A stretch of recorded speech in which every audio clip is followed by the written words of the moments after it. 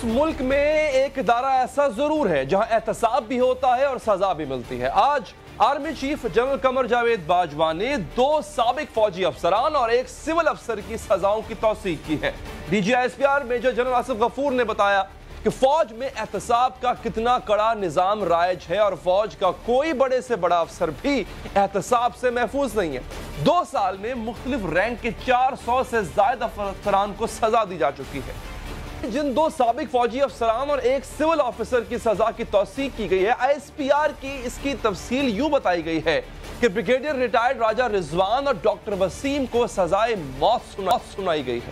Lieutenant general retired Javed Iqbal کو 14 سال قید کی سزا بھی سنائی گئی ہے۔ بی بی سی کے مطابق ناظرین، retired lieutenant general Javed Iqbal اس وقت فوج کا حصہ تھے جب general Ashfaq Parvez Kayani army chief تھے۔ اپنے فوجی کیریئر کے دوران انہوں نے بطور بریگیڈیئر 111 بریگیڈ کمانڈ کی تھی۔ بطور میجر جنرل وہ ڈائریکٹر جنرل ملٹری آپریشنز جیسے نہایت اہم عہدے پر تعینات رہے۔ ملک بھر میں ہونے والے فوجی آپریشنز کی منصوبہ بندی بھی فوج کے اسی ڈائریکٹوریٹ کی ذمہ داری ہوتی ہے۔ انہوں نے بطور لیفٹیننٹ جنرل بہاولپور کور کی کمان بھی کی تھی۔ ہوتا کیا ہے ناظرین، انہیں جاسوسی کے الزام میں 14 سال قید بامشقت کی سزا دی گئی ہے۔ سابق بریگیڈیئر راجہ رضوان نے بریگیڈ کمان کی۔ اس کے علاوہ وہ جرمنی میں پاکستان کی دفاعی اتاشی بھی رہ چکے ہیں اور اس سے قبل 2016 میں بھی پاک فوج کے حاضر سروس لیفٹیننٹ جنرل سمیت 11 اعلیٰ افسران کو کرپشن کے الزام میں برطرف کیا گیا تھا۔ جانب سول اداروں میں احتساب کی بات کی جائے تو فوراً سے انتقام اس کو قرار دے دیا جاتا ہے۔ یہ احتساب کے نام پر جو انتقام لینے کی کوشش ہے، یہ آمریت کا حصہ ہوتی تھی، آج یہ جمہوریت کا حصہ بن چکی ہے۔ جس طریقے سے آن گوئنگ پولیٹیکل انجینئرنگ کی کوشش کی جا رہی وہ بھی آپ سب کے ساتھ انصاف اور احتساب کے نام پہ انتقام جاری ہے۔ اب یہاں اپوزیشن کے ساتھ ساتھ حکومت کے ارکان کے خلاف بھی کیس چل رہے ہیں اور کئی سال سے چل رہے ہیں ناظرین۔ پاکستان کے سابق وزیر اعظم نواز شریف کرپشن کیس میں سزا کاٹ رہے ہیں۔ سابق وزیر اعظم شاہد فقاسی پر LNG کرپشن کا کیس چل رہا ہے۔ سابق وزیر اعظم یوسف رضا گیلانی پر یونیورسل سروس فنڈ کرپشن کا کیس ہے۔ اب سابق وزیر اعلیٰ راجہ پرویز اشرف پر رینٹل پار کیس میں فرد جرم عائد ہو چکی ہے۔ موجودہ وزیر اعظم عمران خان پر خیبر پختونخوا حکومت کا سرکاری ہیلی کاپٹر استعمال کرنے کا الزام ہے جس کی تحقیقات نیب کر رہا ہے۔ موجودہ وزیر دفاع پرویز خٹک صاحب، ان کے خلاف مالم جبہ میں سرکاری اراضی کی غیر قانونی الاٹمنٹ اور بدعنوانی اور بے ضابطگیوں کا کیس ہے۔ بیرون ملک مقیم پاکستانیوں کے حوالے سے وزیر اعظم کے معاون خصوصی زلفی بغاری صاحب، ان کی آف شور کمپنیاں ہیں اور وہ نیب تحقیقات کا سامنا کر رہے ہیں۔ علیم خان صاحب نیب کی گرفتاری کا سامنا بھی کر چکے ہیں، بلکہ جب انہیں گرفتار کیا گیا تھا تو حکومتی وزیر نے اسے نیب کا بیلنسنگ ایکٹ قرار دیا تھا۔ جو عمومی تاثر ہے، میں یہ نہیں کہہ رہا کہ یہ تاثر صحیح ہے یہ غلط ہے، عمومی تاثر یہ ہے کہ وہ بیلنسنگ ایکٹ کا نشانہ بنے ہیں۔ اب اس کے ساتھ ساتھ اسپیکر سندھ اسمبلی آغا سراج درانی، ان پر بھی کیس ہے۔ سابق صدر پاکستان آصف زرداری کے خلاف جعلی بینک اکاؤنٹس کیس کی تحقیقات جاری ہیں۔ سندھ کے وزیر اعلیٰ ہوں مراد علی شاہ نیب کیس کا سامنا کر رہے ہیں۔ پنجاب کے سابق وزیر اعلیٰ شہباز شریف صاحب، آمدن سے زائد اثاثوں کا اور منی لانڈرنگ کا ان پہ کیس چل رہا ہے۔ وزیر ریلوے خواجہ سعد رفیق یہ نیب کی تحویل میں ہے۔ لیکن مسئلہ کیا ہے؟ مسئلہ ناظرین یہ ہے کہ سال ہر سال تک کیس چلتے رہتے ہیں، تحقیقات ہوتی رہتی ہیں، لیکن سزاؤں کی شرح بہت کم ہے۔ سوال پیدا ہوتا ہے کہ فوج احتساب کر سکتی ہے تو جناب سیاستدان احتساب کیوں نہیں کر سکتا؟ وہ اس کو انتقام ہی کیوں گردان ہے؟ بات کریں گے پاکستان پیپلز پارٹی کی سینئر رہنما محترمہ نفیسہ شاہ صاحبہ موجود ہیں اور ہمارے ساتھ موجود ہیں پاکستان تحریک انصاف کے سینئر رہنما جناب صداقت عباسی صاحب۔ بہت بہت شکریہ آپ دونوں حضرات کا۔ حکومتی اراکین بھی اس وقت جو ہے وہ کیسز کا سامنا کر رہے ہیں نفیسہ صاحبہ، اور آپ پر تو اور آپ کے لیڈروں پر تو کیسز ہیں۔ فوج کہتی ہے انہوں نے احتساب کیا اور اس کو پار لگایا، سزائیں ہوئیں، رزلٹ نکلا۔ سیاستدان کا جب احتساب ہوتا ہے تو معاملہ سیاسی کیوں ہو جاتا ہے نفیسہ صاحبہ؟ پہلے تو میں یہ آپ کو تھوڑا کوشن کروں گی کہ کائنڈلی آپ کمپیئر نہ کریں کہ فوج کا احتساب، سیاستدان کا احتساب، ججز کا احتساب۔ یقیناً احتساب اکراس دا بورڈ ہونا چاہیے۔ اگر آپ حال ہی میں جو اگزامپلز فوج کے دے رہے ہیں، فوج کے ایک انٹرنل رولز ہیں، یقیناً فوج میں ڈسپلن بہت اہم ہے۔ دے آر ہمارے محافظ ہیں، ہمارے بارڈرز کے محافظ ہیں، ملک کے محافظ ہیں تو وہاں پر اس قسم کے جو اسپیوناج ہے یا اور کئی ساری ڈیزرشن ہے، ان کی بہت سخت قوانین ہیں اور اکارڈنگ ٹو دیٹ فوج ایکشن لیتی ہے. لیکن جو سیاستدانوں کا آپ بات کر رہے ہیں جنرل، یہ سیاستدان کی بات نہ کریں، آپ کرپشن کی بات کریں نا. تو کرپشن جب ہمارا جو بیانیہ ہے اس وقت، اس کے دو اینگلز ہیں. ایک تو یہ ہے کہ اگر اکاؤنٹیبلٹی سسٹمز اگر آپ کو ہونے ہیں کرپشن کے اوپر، کیونکہ جو آپ نے کوٹ کیے ہیں فوج کے جو ایکشن ہوا ہے وہ اسپیوناج رولز ہیں اور دوسرے ان کے مس کانڈکٹ ہے. جو کرپشن کے ہیں تو کرپشن ایکولی دیکھیں، corruption equally civilians, army, judiciary, ہر طبقے میں اور ہر انسٹیٹیوشن میں کرپشن ہے. اور لیکن یہ ضرور ڈبیٹ ہونا چاہیے. ہمارا یہ موقف ہے کہ نیب جو ہے اس وقت صرف پبلک آفس ہولڈر کا احتساب کرتا ہے اور اس میں انٹرنل اس سے کوئی منع نہیں ہے کہ احتساب نہیں ہونا چاہیے. احتساب ہونا چاہیے لیکن احتساب کے طریقہ کار اور اس کے قوانین پہ ڈفرینسز ہیں. دوسرا، پاکستان کی تاریخ میں جو احتساب ہے اس کو ایک پولیٹیکل ٹول کی طرح استعمال کیا گیا ہے اور وہ فوجی حکومتوں نے کیا ہے. جب فوجی حکومتیں آئی ہیں، بالخصوص جنرل مشرف کی ہم حکومت کی بات کریں، ان کا جو غیر قانونی رول تھا دے یوزڈ پیٹریوٹ بنا کر انہوں نے جو ہے اپنے نمبرز پورے کیے. جنرل ایوب کے زمانے میں یہی بات ہوئی، جنرل ضیاء ہو اور اس کے بعد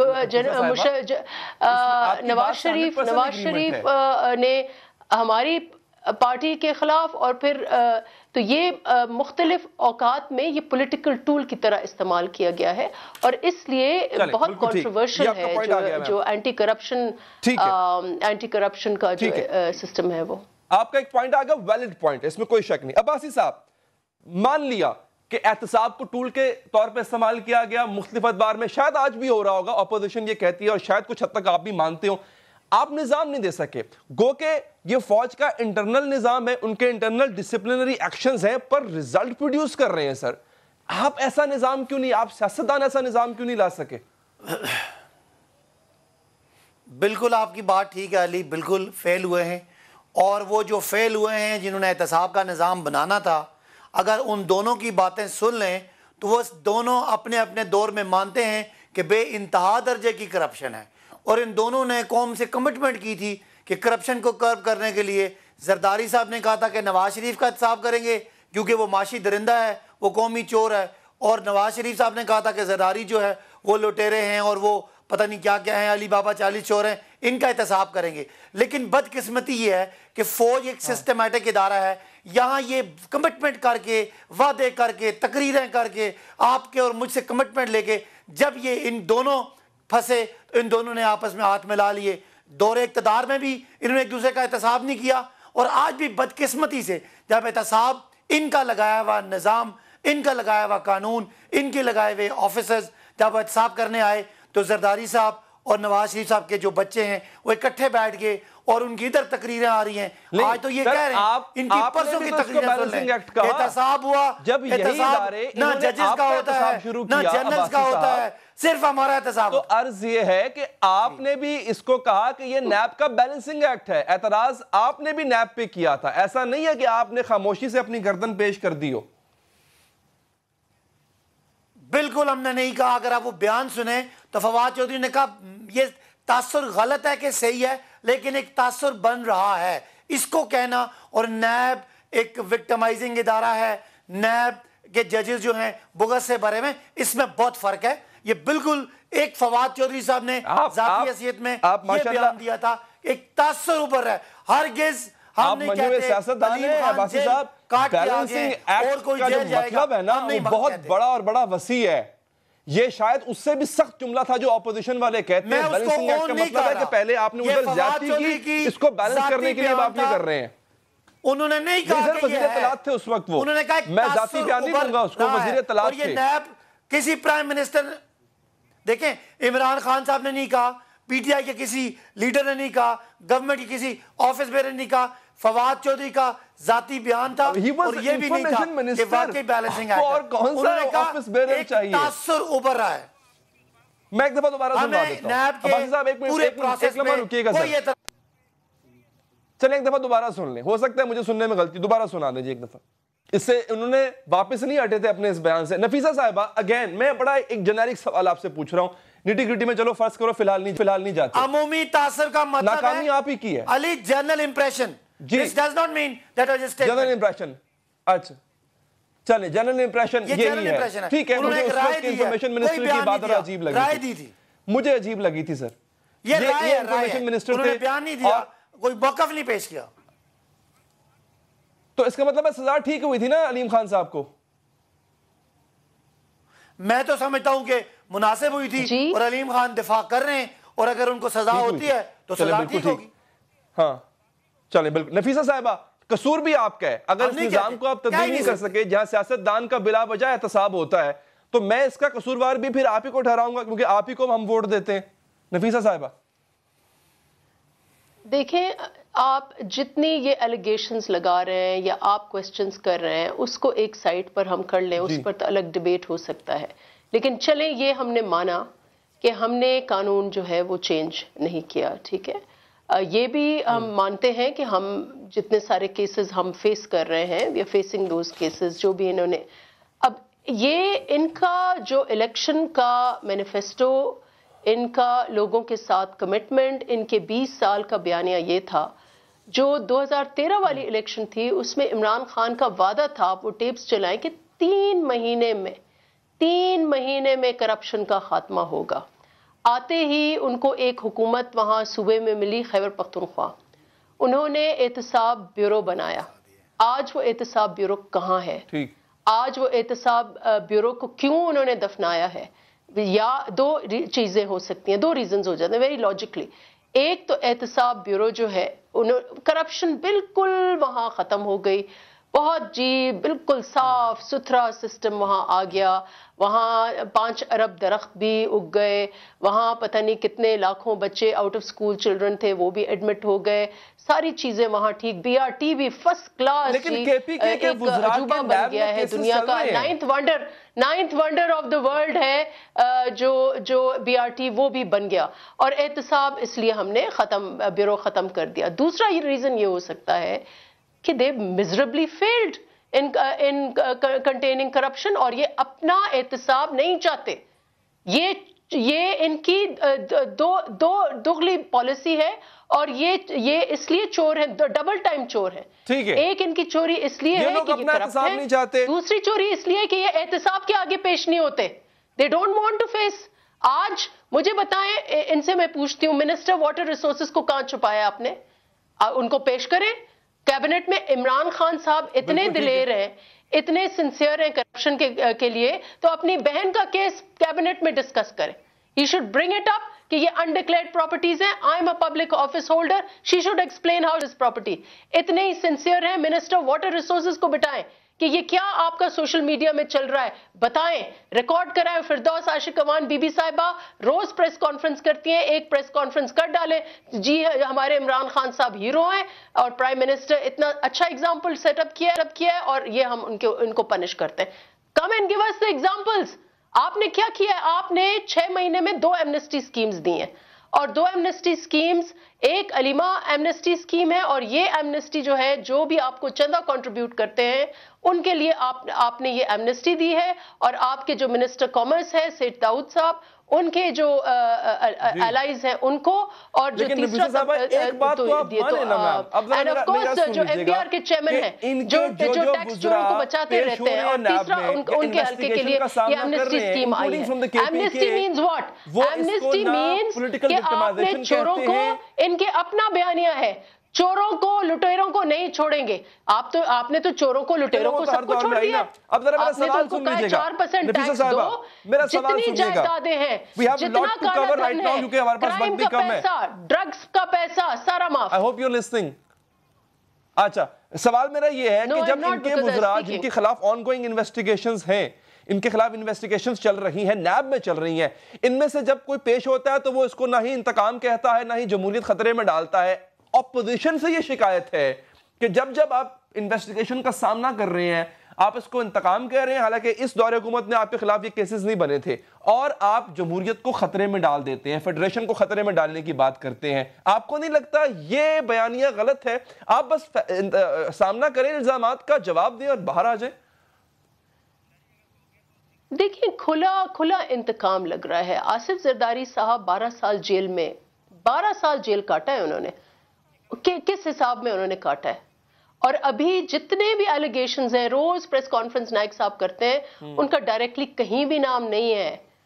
کیوں ڈیلی ان کو آپ فلائٹ پکڑواتے ہیں؟ he's got diabetes, he's got hypertension، 12 سال وہ جیل کاٹ کے آئے ہیں، ہر دن ڈیلی 3 کورٹس میں حاضری، ایک بیل کے لیے حاضری، ایک اکاؤنٹیبلٹی کورٹ، اور انہوں نے JIT بنائی ہے، 22 کہا ہے کہ 22 ریفرنسز بنائے۔ کیوں نہیں جہانگیر ترین کے اوپر کیوں نہیں JIT بنی؟ اس میں کیوں نہیں ISI بٹھائی؟ اس میں کیوں نہیں فوج کے لوگ بٹھائے؟ کوپریٹ کر رہے ہیں، لیکن آن دی ادر ہینڈ گورنمنٹ ایسا نہیں کر رہی۔ وقت کا میں نفیسہ شاہ صاحبہ بہت شکریہ میم، آپ کے بات پر مجھے آپ کو کاٹنا پڑا چونکہ وقت کی کمی ہے، بہت شکریہ آپ کا، آپ نے وقت نکالا۔ آگے بڑھیں گے جی، بریک کے بعد ہم آپ کے سامنے اور آپ کے روبرو بٹھائیں گے میئر کراچی جناب وسیم اختر صاحب۔ ان کے کچھ تحفظات ہیں وہ اپنی جگہ، لیکن کراچی کی لگام انہی کے ہاتھ میں ہے، اور ان کے واچ کے انڈر کراچی میں کرائم کیوں اتنا بڑھتا جا رہا ہے، بتھا مافیا کیوں اتنا بڑھتا جا رہا ہے، اور کل جب میئر کراچی کی وزیر اعظم سے ملاقات ہوتی ہے اس میں کیا باتیں ہوتی ہیں، پوچھیں گے وسیم اختر صاحب سے اس وقفے کے بعد۔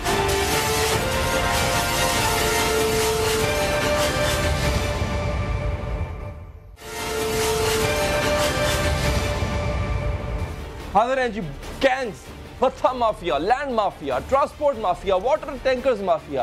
لگتا ہے کراچی مافیاز کا شہر ہے، وہاں پہ عام لوگ نہیں رہتے، وہاں پہ ایڈز کی وبا پھیل گئی، تھر پارکر میں کم خوراک سے جاں بحق ہوتے ہیں بچے، ٹوٹی پھوٹی سڑکیں، لیکن سندھ کے حکمرانوں کو لگتا ہے کہ یہ تمام مسائل وفاق کے پیدا کرنا ہے۔ مراد علی شاہ نے آج کراچی میں پریس کانفرنس کی ناظرین شکوہ کیا کہ وفاق سندھ کو وسائل نہیں دیتا، جو وسائل اس کے ہیں وہ نہیں دے، آئینی وسائل نہیں دے رہا، اور جو وسائل دینے کا وعدہ کیا تھا ان کا بھی کچھ معلوم نہیں ہے۔ ایک دفعہ سن لیں کیا کہا۔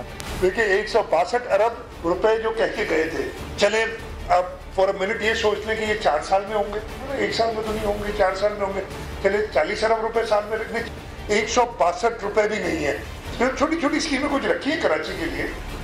اب ایک طرف ناظرین سندھ میں پیپلز پارٹی کی حکومت وفاق سے اختیارات اور وسائل کی تقسیم پر ناخوش ہے، دوسری جانب ماضی میں کراچی کی سب سے بڑی جماعت متحدہ قومی موومنٹ صوبائی حکومت کی طرف سے شہری حکومت کے اختیارات سلب ہونے کا ایک رونا روتی رہی ہے۔ MQM اس بنیاد پر سندھ میں ایک اور صوبے کا مطالبہ بھی کر رہی ہے، لیکن چند روز قبل وزیر اعظم عمران خان نے سندھ میں کسی نئے صوبے کے قیام کا حل بہتر بلدیاتی نظام میں تلاش کیا تھا۔ انہوں نے کہا تھا اس کی ضرورت نہیں ہے، آپ اچھا بلدیاتی نظام لے کے آئیں، آپ کو صوبہ بنانے کی ضرورت نہیں پڑے گی۔ عمران خان کے اس بیان پر MQM نے شدید احتجاج کیا۔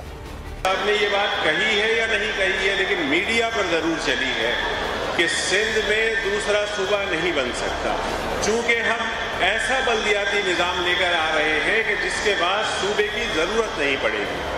میرا سوال یہ ہے کہ پھر وہ بلدیاتی نظام پنجاب میں بھی لے آئیے، پھر وہاں پر بھی صوبے کی ضرورت نہیں پڑنی چاہیے۔ اچھا، اب اس غصے کے اظہار کے بعد کل MQM کے وفد نے وزیر اعظم عمران خان سے ملاقات کی۔ ملاقات میں جو مسائل اٹھائے گئے تھے، جعلی ڈومیسائل والوں نے کراچی اور حیدرآباد کی سرکاری نوکریوں پر ڈاکہ ڈالا، ڈومیسائل سکینڈل کی منصفانہ اور شفاف تحقیقات کی جائیں اور دونوں شہروں کو ترقیاتی منصوبوں میں جائز حق دیا جائے۔ لیکن ناظرین، ان سب مطالبات میں سندھ میں نئے صوبے کے قیام کا مطالبہ کہیں نہیں تھا۔ کراچی کے میئر وسیم اختر کا تعلق MQM سے ہے اور سندھ حکومت پر شہری حکومت کے اختیارات چھیننے کا الزام وہ لگاتے رہتے ہیں، لیکن جو اختیارات پاس ہیں وہ کیسے استعمال ہو رہے ہیں؟ کراچی میں کار پارکنگ مافیا کی صورت میں نظر آتا ہے۔ کراچی میں پارکنگ کا میں آپ کو بتاؤں کہ ایک حصہ کراچی میونسپل کمیٹی کے پاس ہے، اور کراچی شہر میں اس وقت 13.5 لاکھ سے زائد کاریں ہیں، تقریباً 26 لاکھ موٹر سائیکلز موجود ہیں۔ شہر میں موٹر سائیکل کی سرکاری پارکنگ جو فیس ہے وہ ہے جی 5 روپے، اور کار کی پارکنگ فیس ہے 20 روپے، لیکن پارکنگ مافیا موٹر سائیکل کے لیے 20 اور کار کے لیے 50 روپے چارج کرتے ہیں۔ آپ کو سننے میں دیکھنے میں بڑی چھوٹی سی بات لگتی ہوگی، لیکن یہ بات کروڑوں اربوں تک جاتی ہے۔ سروس روڈ اور فٹ پاتھ پر بھی انہوں نے غیر قانونی پارکنگ میں تبدیل کر دی اور انتظامیہ سے مل کر خوب کمائی کی جا رہی ہے، اور لوگ وہ دہائیاں دے رہے ہیں۔ क्या कहते हैं? 20 रुपए ले रहे हैं पार्किंग के, 5 मिनट के लिए गाड़ी वापसी लगाओ फिर देने पड़ेंगे। भाई साहब तो पूरा शहर जो है ना वो चार्ज पार्किंग बना हुआ है, कहीं पे रोड पे गाड़ी 2 मिनट के लिए रोक दो तो पार्किंग वाला आ जाता है, भाई 20 रुपये होगा, गाड़ी रोक दो तो 50 रुपये होगा। 20 रुपए ले रहे हैं लेकिन कोई इंतजाम नहीं है, आए दिन यहाँ से बाइकें उड़ जाती हैं, कोई बहुत मुश्किलात का सामना है। जनाब इन तमाम सवालों का जवाब लेते हैं, हमारे साथ मौजूद हैं जी मेयर कराची जनाब वसीम अख्तर साहब। वसीम साहब बहुत बहुत शुक्रिया आपके वक्त का। ये जो चीज़ें आपके पास हैं, अभी एक हम अक्सर डिस्कस ये करते हैं सर कि जो इख्तियारात आपको नहीं दिए गए, मैं क्या मेरा ख्याल है कराची का हर शहरी आपसे एग्री करेगा कि जनाब आपके पास जो इख्तियारात होने चाहिए थे वो नहीं है, लेकिन जो कुछ जितना दिया गया, जैसे मैंने पार्किंग का जिक्र किया, जो कुछ आपके पास है सर अगर वही ठीक हो जाए तो कम से कम आपके पास एक मॉडल तो होगा लोगों को दिखाने को। देखें जनाब जो मेरे पास था मैंने ठीक करके दिखा दिया। बिल्कुल सही कह रहे हैं आप। जो केएमसी के पास फंक्शंस हैं उसमें बेहतरी आ रही है, उसमें बेहतरी लाने के लिए भी कुछ 26 डिपार्टमेंट्स हैं मेरे पास, उसमें बेहतरी लाने के लिए भी आपको फंड्स दरकार होते हैं। पिछले 10 सालों में अस्पतालों के लिए दवाइयों के टेंडर नहीं हुए थे, ये आने के बाद मैंने कराए हैं। अस्पतालों का बहुत बुरा हाल था, पार्क्स तबाह हुए थे, पार्क्स बेहतर कराए हैं। इनके लिए फंड्स दरकार होते हैं। हमें जो फंड्स मिलते हैं वो और पेंशन में चले जाते हैं। जो हमारी अपनी जनरेशन है उससे हम ये डिपार्टमेंट्स ठीक करते हैं, इनकी मेंटेनेंस करते हैं। कराची की सारी सड़कों की 109 सड़कें, अंडरपासेस, ब्रिजेस, इसकी लाइटें, इसकी मेंटेनेंस ये केएमसी के जिम्मे है। केएमसी के पास वो फंड्स नहीं है कि इनको मेंटेन भी कर सके। तो जहां तक चार्ज पार्किंग का मामला है, चार्ज पार्किंग एक माफिया बन चुका है इस शहर में। पिछले 12 सालों से इस पे तवज्जो नहीं दी गई। जो केएमसी के एरियाज हैं उस पे हम जो चार्ज पार्किंग ऑक्शन करते हैं उसकी मॉनिटरिंग टीम बनाई हुई है हमने। बिल्कुल आपका जो ये कहना है बिल्कुल सही है कि ज्यादा चार्ज किया जाता है पार्किंग के एरियाज में से। अब मैं आपको इसकी वजह बताऊं। मैंने केएमसी की जो चार्ज पार्किंग है, जो मैं चीज अगली दिखाने जा रहा हूं सर, वो आपकी बात को विंडिकेट, उसको ऑथेंटिकेट करेगी कि किस तरह से माफिया बन चुका हुआ है और कितना मुश्किल हो रहा है कि उसके खिलाफ कार्रवाई की जाए। अहमद रहमान हमारे नुमाइंदे हैं, मैं आपकी वसीम साहब और नाजरीन की तवज्जो चाहूंगा। उन्होंने बड़ी अच्छी रिपोर्ट तैयार की है, बड़ी जामे रिपोर्ट है, वो एक दफा आप भी देख लें सर, नाजरीन भी। एग्जैक्टली हो क्या रहा है कराची में, पार्किंग माफिया कर क्या रहा है, मुलाजा कीजिए। पार्किंग के पैसे लेना कोई जुर्म नहीं है, लेकिन पार्किंग के पैसों की आड़ में शहरियों को लूटा जा रहा है और जायद पैसे वसूल किए जा रहे हैं। समा की टीम ने इसी पार्किंग माफिया को बेनकाब करने के लिए रुख किया शहर की मुख्तलिफ पार्किंग साइट्स का। पहले हम पहुंचे लियाकताबाद सुपरमार्केट पर, मोटरसाइकिल पार्क करने लगे तो वही हुआ, पार्किंग वाले की आमद। देखें किस दीदा दिलेरी से इसने पार्किंग के 5 रुपए के बजाय 20 रुपए मांगे हैं। कितने? 20। बाइक के 5 रुपए हैं, पर नहीं चल रहा है। कितने चल रहा है? 20 रुपए। मेरी बहस करने पर वो अपने दूसरे साथी को ले आया जिसने अपने ठेकेदार का नाम हुजैफा बताया और जायद रकम लेने के कई जवाब पेश किए हैं। तो सरकारी 5 रुपए लेकिन ले रहे 20 रुपए। 5 रुपए में कौन ठेका पूरा करेगा? 9 लाख रुपए कौन देगा 5 रुपए में? 9 लाख रुपए किसको दें? सरकार को। पूरे साल के 5 रुपए में कैसे पूरे होंगे? लड़कों की दिहाड़ियाँ भी है, ठेका भी है, पुलिस वाले भी हैं। अब चलते हैं जनाब पार्किंग माफिया की सबसे बड़ी जन्नत सदर की जानिब। यहाँ तो जाली छोड़ें, रसीदें ही नहीं हैं। यार ये बताओ कितने पैसे ले रहे हो मोटरसाइकिल की पार्किंग के? 20 रुपए हैं। और कोई रसीद है तुम्हारे पास? कुछ भी नहीं है। कुछ भी नहीं है, वो ठेकेदार खड़े हुए वहाँ से। यहाँ पार्किंग करवाने वालों ने 4 लेन में मोटरसाइकिलें पार्क की हुई थी, जबकि सरकारी तौर पर सिर्फ 1 लेन की इजाजत है। जब मैंने इनसे पूछा कि यहाँ अगर मोटरसाइकिल लिफ्ट हो गई तो, और फिर मैंने लिफ्टिंग चार्जेस भी दिए थे वहाँ पे। अगर लिफ्टिंग होगी छोड़ा के हम खुद देंगे। आप अपनी जिम्मेदारी पर खड़ी करो। हैं? अपनी जिम्मेदारी पर खड़ी करो। तो अपनी जिम्मेदारी पे वैसे क्या होता है? ये होता है कि लिफ्टर वाला आएगा, हम बोलेंगे ये हमारी गाड़ी है, वो हमारी गाड़ी है, वो हमारी गाड़ी है, बोलेंगे ये।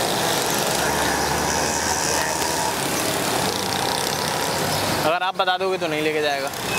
शहर में 13,62,000 गाड़ियां, 26 लाख मोटरसाइकिलें मौजूद हैं।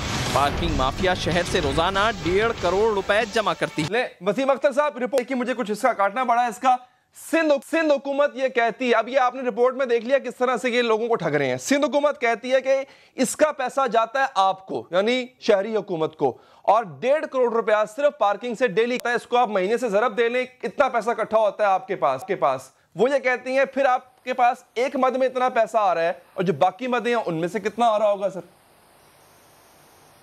नहीं, बिल्कुल गलत है ये। अगर सिंध गवर्नमेंट कह रही है, बिल्कुल गलत है। सिंध गवर्नमेंट को पता ही नहीं है हो क्या रहा है। कराची क्या छोड़ें, सिंध में क्या हो रहा है, सिंध में किस तरह से वो गवर्नेंस कर रहे हैं, तबाह कर दिया है पूरा सिंध। खैर, सिंध गवर्नमेंट को तो छोड़ें, वो तो बेकार वाली बात है। मैं आपको फैक्ट्स खुद बता रहा हूँ। ये माफिया मौजूद है कराची में, आज का नहीं, बहुत पुराना माफिया है। केएमसी की जो इलाके हैं उसमें चार्ज पार्किंग ऑक्शन होती है। हमने विजिलेंस टीम बनाई भी है, वो टीमें जाती हैं वहाँ और चेक करती हैं कि वो सही चार्ज कर भी रहे हैं या नहीं। मेरे पास भी बहुत कंप्लेन्स हैं 10 के 20 और 20 के 50 चार्ज। ये रिपोर्ट देख के आपको अंदाजा हो गया वो किस कदर नालायक विजिलेंस टीम है सर। मेरी बात तो खत्म होने देना, मेरी बात खत्म होने दे प्लीज। मैं एक्सप्लेन करना चाह रहा हूं। ये बिगाड़ है कराची के अंदर। ये जब तक कराची के सारे डिपार्टमेंट्स एक छतरी के नीचे नहीं आएंगे, ये मसाइल हल नहीं होंगे। कराची में सियासी फायदा उठाने के लिए पीपल्स पार्टी ने 6 डिस्ट्रिक्ट बना दिए। अब 6 डिस्ट्रिक्ट्स अलग अलग चार्ज पार्किंग कर रहे हैं अपने अपने इलाकों में। एक तो ये, दूसरा पुलिस वाले अपनी मर्जी से चार्ज कर रहे हैं पार्किंग को चार्ज कर रहे हैं। जो पार्किंग करा रहे हैं उनके अपने आदमी छोड़े हुए हैं, वो पुलिस को पैसा देते हैं। वो इलाके मेरे नहीं हैं, ना डिस्ट्रिक्ट के हैं। कुछ डिस्ट्रिक्ट के इलाकों में पुलिस पार्किंग करती हुई नजर आएगी आपको। मैंने कल ही लेटर लिखा है आईजी साहब को। मेरे पास कंप्लेंट्स आ रही हैं मुख्तलिफ एसएचओ थानों के इलाकों में लोग ऐसे हैं सादा कपड़ों में जो पार्किंग करा रहे हैं और उनको प्रोटेक्शन है उस थाने की। तो ये माफिया मौजूद है कराची शहर में। ये उस वक्त तक रहेगा जब 6 डिस्ट्रिक्ट्स रहेंगे, जब एलडीए, एमडीए, केडीए रहेगा। इनकी इंटरफेरेंस है सारी, एक जगह नहीं है पार्किंग। अगर केएमसी में फंक्शन केएमसी का है और सिर्फ केएमसी कर रहा हो तो ये कंट्रोल किया जा सकता है। आप बिल्कुल सही कह रहे हो, मैं एग्री कर रहा हूं आपकी रिपोर्ट से। चले मैं फिर आगे बढ़ूंगा। पता नहीं किस किस का पेट भर रहा है और किस किस से जो है वो तकरार करनी पड़ेगी आपको या दीगर हुकूमतों को। अच्छा आगे बढ़ते हैं। मुझे जो केएमसी को जो पैसे आते हैं, केएमसी को जो पैसे आते हैं चार्ज पार्किंग के, वो बिल्कुल क्लियर हैं, उसका ऑप्शन होता है, वो क्लियर है। सर मुझे आगे बढ़ना है, वसीम साहब आगे बढ़ना है। जगहों का वो अच्छा, बड़ी इंपॉर्टेंट बात जो कि वजीर आला सिंध ने की है सर, आपके इत्तेहादी हैं, आपकी मुलाकात भी हुई वजीर आजम साहब से, मैं उस पर सवाल करना चाहता हूं, लेकिन उससे पहले शिकायत की है वजीर आला सिंध ने, आप भी सुने, एक दफा नाज़रीन भी सुने जी। देखिए 162 अरब रुपए जो कह के गए थे, चले अब फॉर अ मिनट ये सोच लें कि ये 4 साल में होंगे, मतलब 1 साल में तो नहीं होंगे, 4 साल में होंगे। चले 40 अरब रुपए साल में रख दें, 162 रुपए भी नहीं है। छोटी छोटी स्कीमें कुछ रखी है कराची के लिए। ले आप कहते हैं जी आपको सिंध हुकूमत फंड नहीं देती, सिंध हुकूमत रोना रो रही थी कि 162 अरब तो क्या 162 रुपए भी नहीं मिले। वजीर आज़म से मुलाकात हुई, सर डिस्कस की है बात आपने कि सिंध हुकूमत ये शिकायत कर रही है या फिर अलग सूबे की बात हुई, क्या बात हुई सर वजीर आज़म साहब से? देखिए, सिंध हुकूमत को तो मैं सीरियस लेता नहीं हूं। अगर सिंध हुकूमत शिकायत कर रही है तो सिंध हुकूमत खुद इतनी बड़ी डिफॉल्टर है सिंध की कि इनके मुंह से कोई चीज कहना अच्छा लगता ही नहीं। ये अगर करप्शन की बात करते हैं तो हंसी आती है मुझे, ये अगर डेवलपमेंट की बात करती है तो रोना आता है मुझे। पूरा सिंध तबाह कर दिया इन्होंने। मैं फेडरल गवर्नमेंट की बात करूंगा। प्रेसिडेंट साहब, प्राइम मिनिस्टर साहब से हमारी मीटिंग हुई, बिल्कुल हमने बात की उनसे कि वो जो आपने पैकेज दिया है 162 बिलियन का, उसकी स्कीमें जो भी हैं उसको जल्द से जल्द एग्जीक्यूट किया जाए और उसके साथ साथ कराची को एक सेपरेट ट्रीटमेंट दें। कराची पूरे मुल्क को चलाता है, इसको और पैसे की जरूरत है। यहाँ पानी का बुरा हाल है, यहाँ सीवरेज तबाह हो चुका है, सड़कें तबाह हैं, यहाँ ट्रांसपोर्ट है ही नहीं। तो पीएम साहब को हमने ये सारे इश्यूज फिर से ले जाके कल रखे उनके सामने कि लोग तंग आए हुए हैं, सिंध हुकूमत कुछ भी नहीं कर रही है। उसने लड़काना नहीं बनाया, सेवन नहीं बनाया, वो कराची क्या बनाएगी? मैं तो एक्सपेक्ट भी नहीं करता कि सिंध गवर्नमेंट जो है वो कोई डेवलपमेंट का काम करेगी भी, और ना वो इस लायक है कि वो कोई काम करे, क्योंकि उसने सिंध अपने हाथों से तबाह किया है। मैं तो पीटीआई के जो प्राइम मिनिस्टर हैं उनसे एक्सपेक्ट कर रहा हूं कि वो कराची के लिए कुछ कर लें। अलग सूबे की डिमांड की गई सर? जी बिल्कुल। यहाँ देखें, جب زیادتیاں ہوں گی شہر کے ساتھ، شہری علاقوں کے ساتھ، تو لوگ آواز اٹھائیں گے. کوئی گناہ نہیں ہے صوبے بنانا، ایڈمنسٹریٹو یونٹس بنانا. عمران خان سے آپ سے ملاقات کے دوران ڈیمانڈ کی سر آپ نے؟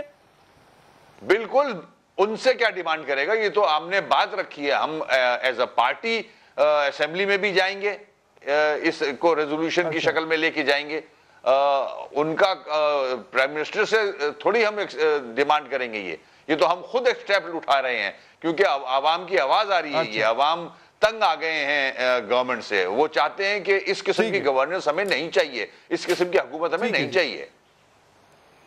بہت بہت شکریہ آپ کا میئر کراچی صاحب ہم سے گفتگو کرنے کے لیے. ناظرین یہاں وقت ہے بریک کا. بریک کے بعد ایک بڑی امپورٹنٹ چیز، پروگرام آواز نے ایک سیریز شروع کی ہے. ایسے سیاسی برج جو اپنے زمانے میں اور اپنی قد و قامت کے ساتھ کھڑے تھے، لیکن کچھ ایسا وقت کا دھارا بدلتا ہے کہ وہ لوگ گمنامی کے اندھیروں میں چلے جاتے ہیں. اس سیریز میں پہلے ایک تھا مصطفیٰ کمال، ایک تھے فاروق بھائی، اور اب ایک ایسی سیاسی شخصیت سے آپ کو ملانے جا رہے ہیں جنہوں نے بہت بڑے بڑے دعوے کیے تھے، آج کل کچھ گم سے ہو گئے ہیں. وقفے کے بعد بات کریں گے.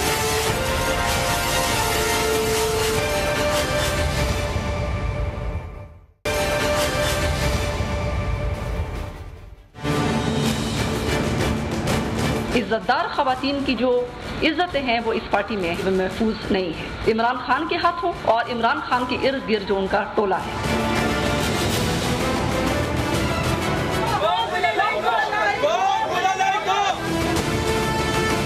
عمران خان نیازی کی کرسیاں خالی ہوتی تھیں، لوگ اب آپ کے ساتھ نہیں ہیں. اس بات کو، حقیقت کو مان لیں. جو سینٹ کا ٹکٹ انہوں نے پھر جب مجھے آفر کیا اور انہوں نے کہا کہ آپ جو ہیں وہ فوج کے خلاف پروپیگنڈا کریں. اپنے ہاتھوں میں غلیل لے کر آؤ، میں آپ کی سپہ سالاری کروں گی. ناظرین 1 اگست 2017 نواز شریف کی نااہلی کے بعد قومی اسمبلی نیا وزیر اعظم چن رہی تھی. اس روز قومی اسمبلی کی ایک رکن ایوان میں موجود نہ تھی کیونکہ انہیں نیشنل پریس کلب اسلام آباد میں ایک پریس کانفرنس کرنا تھی. ایسی پریس کانفرنس ناظرین جو وزیر اعظم کے انتخاب سے بھی بڑی خبر بن گئی. ایسی پریس کانفرنس جس میں تحریک انصاف کے سربراہ عمران خان کے خلاف دھماکے دار الزامات لگائے گئے. یہ الزامات لگانے والی تھیں عائشہ گل علی.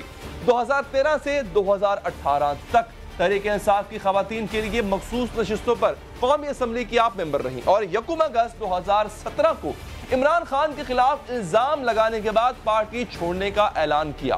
اور پھر ایک دن عائشہ گل علی نے PTI کے نام سے اپنی پارٹی بنائی. عائشہ گل علی نے جتنے بڑے الزام ناظرین لگائے تھے اتنے ہی بڑے سیاسی دعوے بھی کیے. 4 حلقوں سے انتخاب لڑا اور 4 حلقوں سے ہی اپنی ضمانت ضبط کروا لی.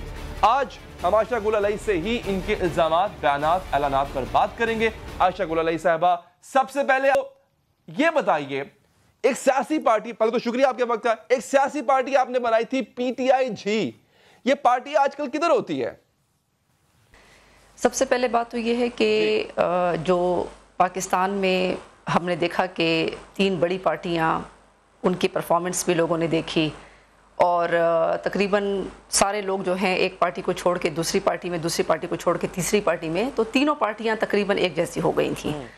اور اس کے بعد ایک ویکیوم تھا اس ملک کی سیاست میں، ایک خلا تھا کہ پاکستان کے جو 90% عوام ہیں جو کہ غریب ہیں، جو کہ مڈل کلاس ہیں، جو کہ عام لوگ ہیں، ان کی کوئی نمائندہ پارٹی ہمیں پاکستان کے پالیٹکس میں نظر نہیں آ رہی تھی.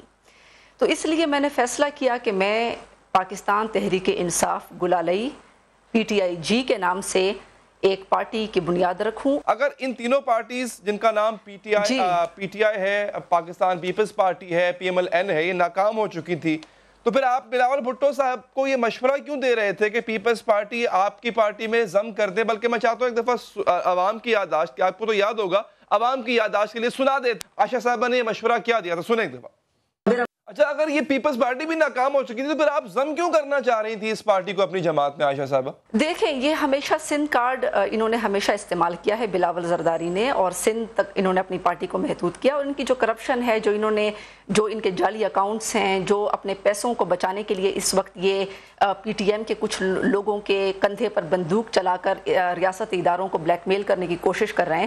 تو میں سمجھتی ہوں کہ ان کی جو کرپشن ہے اور ان کی جو نااہلیت ہے، ان کی جو نالائکی ہے، اس کی وجہ وجہ سے سندھ میں یہ خود سندھ میں بھی ایک چھوٹی سی پارٹی یہ رہ گئے ہیں. اور جمہوریت کا مطلب جو ہے بلاول زرداری کو شاید نہیں پتا. جمہوریت کا مطلب یہ ہوتا ہے کہ ایک تو آپ اپنے والدہ کی سیٹ کے اوپر خامہ خواہ سے آپ بیٹھ کر آپ لیڈرشپ کلیم کر رہے ہیں. دوسری بات یہ ہے کہ آپ کو اپنے جو اداروں کی احترام ہے جو کہ جمہوریت شہید ہوا تھا جمہوریت کی خاطر, ان کی ماں شہید ہوئی تھی جمہوریت کی خاطر. آپ کہہ رہے ہیں ان کو جمہوریت کا نہیں پتا. 18ویں ترمیم یہ انہوں نے انٹروڈیوس کروائی تھی, یہ لے کر آئے تھے جس سے صوبوں کو اختیارات ملے. آئین بھٹو نے دیا, جمہوری آئین انہوں نے دیا. آپ کہہ رہے ہیں ان کو جمہوریت کا نہیں پتا.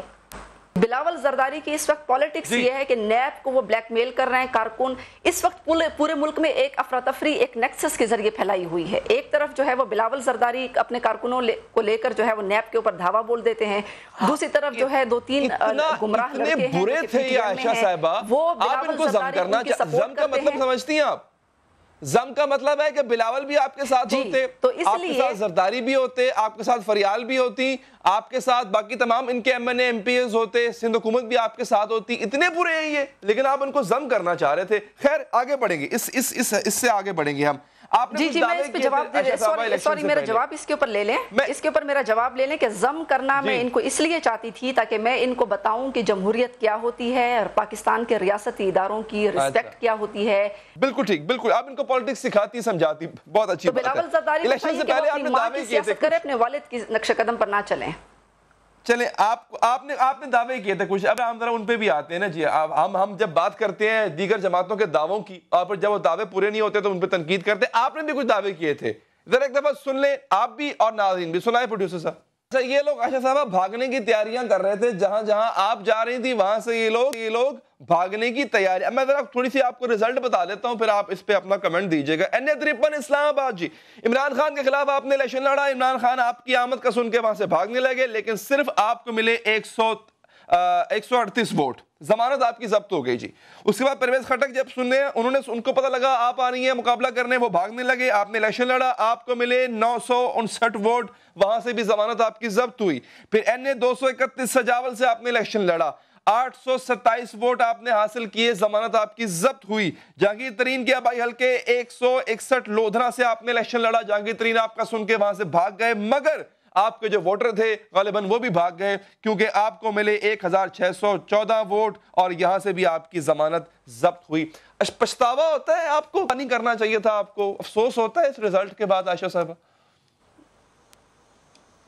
نہیں, مجھے کوئی افسوس نہیں ہے. وہ اس لیے کیونکہ الحمدللہ اللہ تعالیٰ کے فضل سے میں نے ایک جرت کا مظاہرہ کیا اور پاکستان کی جو 3 بڑی سیاسی جماعتیں ہیں ان سے میں ٹکرانے کے لیے میں تیار ہوئی اور میں کھڑی ہوئی اور میں مقابلہ کیا. میں سمجھتی ہوں کہ اس میں پاکستان کے عوام جو ہیں, پاکستان کے عوام الحمدللہ میرے ساتھ ہیں. پاکستان کے عوام اپنی بہن اپنی بیٹی کے ساتھ ہیں, کیونکہ میں نے ہمیشہ وہ بات کی ہے جو پاکستان کے مفاد میں اور پاکستان کے لوگوں کے مفاد میں ہے.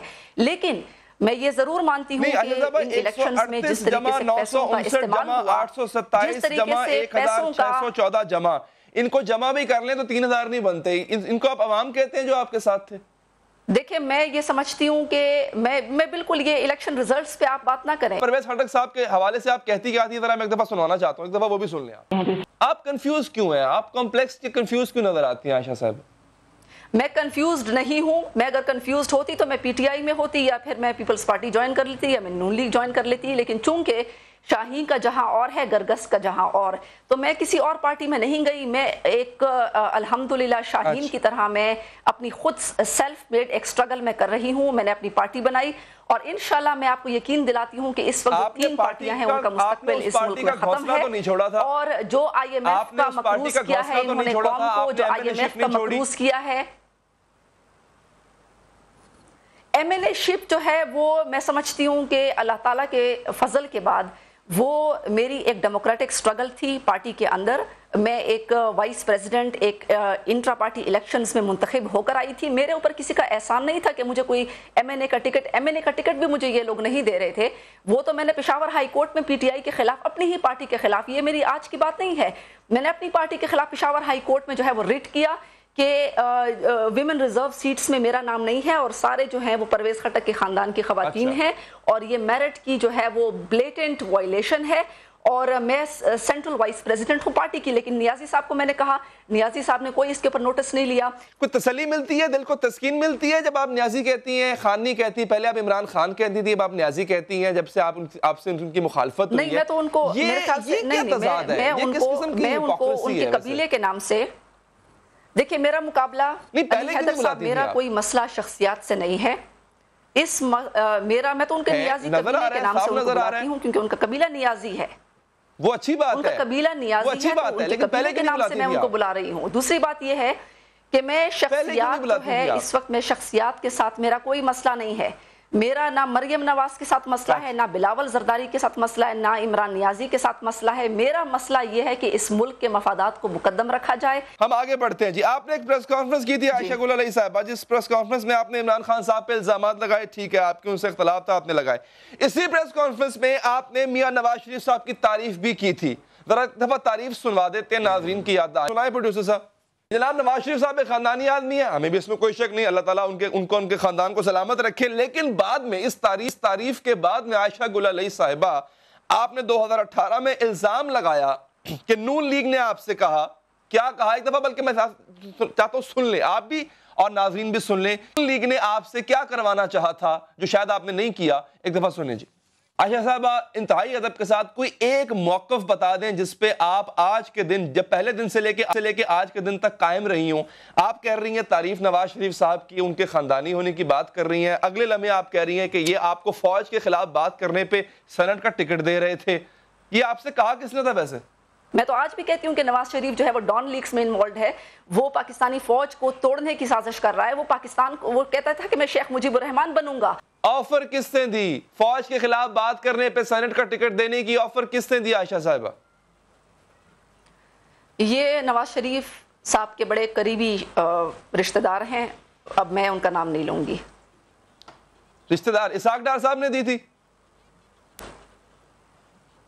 بس اس کو چھوڑ دیں، ابھی میں نے ان کا قوم کے لیے آپ کے دل میں قوم کا درد، آپ کے دل میں قوم کا درد، آپ ایک جرأت کر کے ان تین پارٹی سے لڑ پڑی، آپ کو لگتا ہے اس پارٹی نے، نون لیگ نے، میاں صاحب نے قوم سے غداری کی؟ عائشہ گل علیہ صاحب بتائیں نا قوم کو آج۔